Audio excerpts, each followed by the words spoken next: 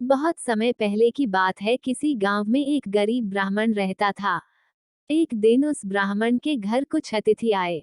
ब्राह्मण की स्थिति इतनी खराब थी कि उन अतिथियों को खिलाने के लिए घर में अनाज तक नहीं था। इस स्थिति को लेकर ही ब्राह्मण और उसकी पत्नी के बीच थोड़ी कहासुनी होने लगती है।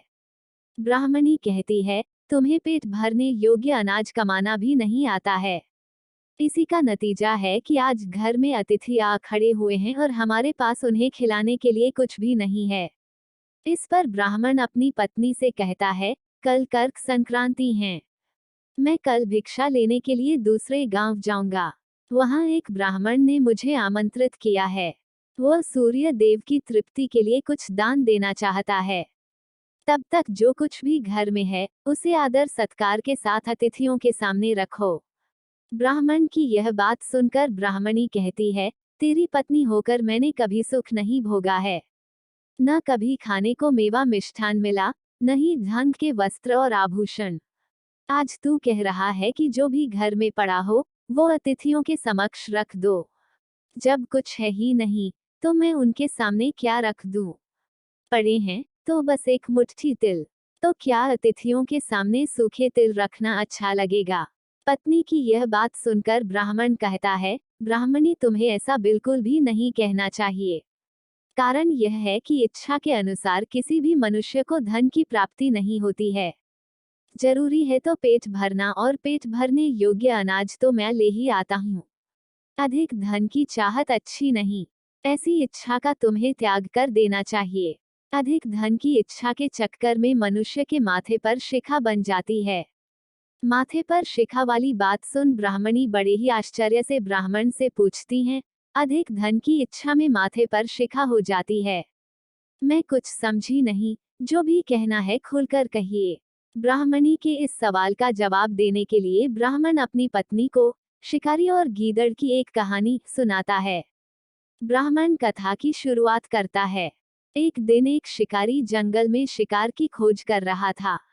जंगल में कुछ दूर आगे बढ़ने के बाद शिकारी को एक काले रंग का पहाड़ जैसा विशाल सुअर दिखाई देता है। सुअर को देखते ही शिकारी अपना धनुष उठा लेता है और कमान खींचते हुए सुअर पर निशाना लगा देता है। कमान से निकला हुआ तीर तीव्र गति से सुअर को घायल कर देता है। घायल होने पर सुअर चिंघाड़ता हुआ शिकारी पर पलटवार कर देता है। सुअर के तीखे दांतों से शिकारी का पेट फट जाता है। इस तरह शिकार और शिकारी दोनों का ही अंत हो जाता है।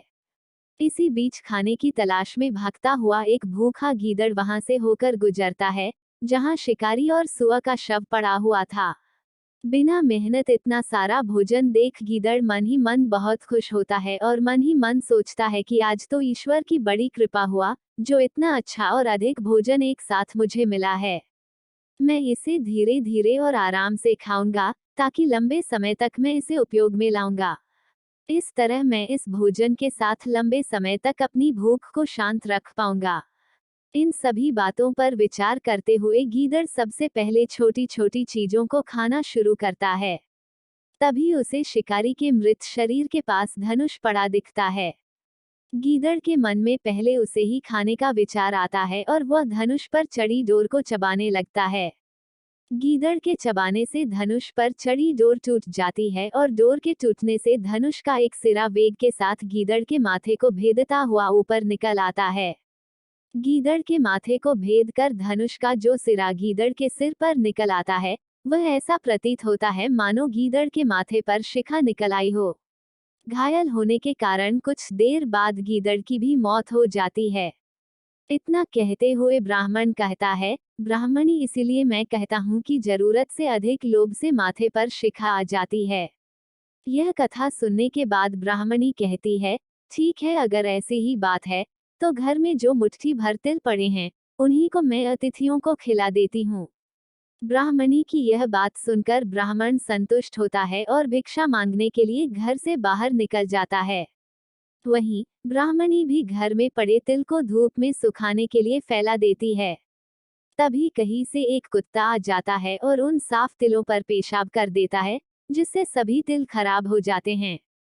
तिल के खराब हो जाने पर ब्राह्मणी काफी परेशान हो जाती है और सोचती है यही तो तिल थे जिन्हें पका कर मैं अतिथियों को खिला सकती थी।